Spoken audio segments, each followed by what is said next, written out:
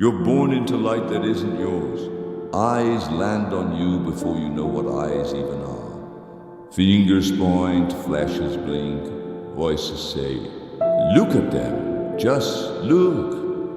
So you do. You learn to be looked at. And that's the first wound. Because being seen, truly seen, isn't soft. It's surgical. It slices into your sense of self like a scalpel, precise and permanent. You become aware of your angles, your shadows, your choreography, the way your laugh should land, the way your silence might be misread. You start existing for the reflection, not the feeling. Attention is a spotlight that burns. At first you crave its warmth. It feels like love, doesn't it? All those eyes, all that approval, all those hearts tapping in rhythm with your performance. You're the sun in a system of admiration, but no one tells you how cold space can get when the spotlight moves. You start curating your humanity like it's a storefront window, smiling behind glass, always open, but never quite reachable. And the more they see you, the more you disappear. Funny, isn't it? The paradox of presence. You become an icon, not a person, a persona, not a pulse. You learn how to edit your existence in real time. Pause the ugly thoughts, rewind the stutters, mute the fear. Because attention doesn't just observe, it expects. It demands your consistency, your predictability. You become a brand of yourself.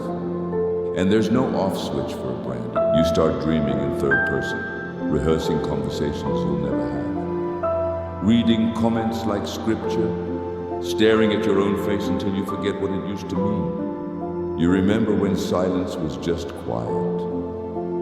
Now it's a lack of applause. Anxiety isn't a disorder anymore, it's a default setting. And joy? Joy feels performative, like you're smiling into a mirror and hoping someone on the other side is clapping. You miss the days when your name had no echo, when your actions didn't ripple through 1,000 timelines. You miss invisibility like an old friend, because anonymity is sacred and obscurity is honest.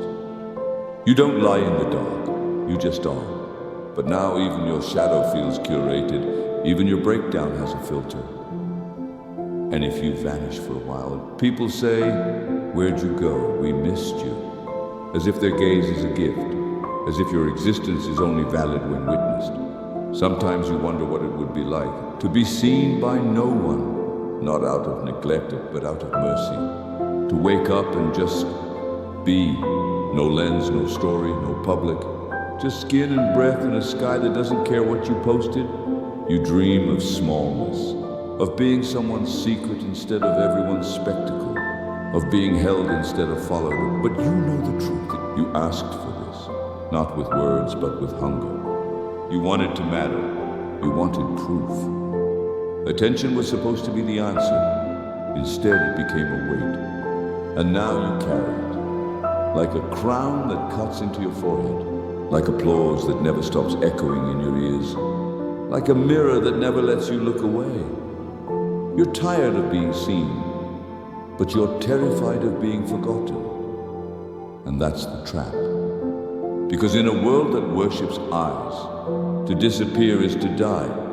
And yet, you know you won't be free until no one is watching, not even you. You wanted to be known, but you never asked who you'd have to become. The weight of attention isn't praise, it's pressure. Be careful what you let them see.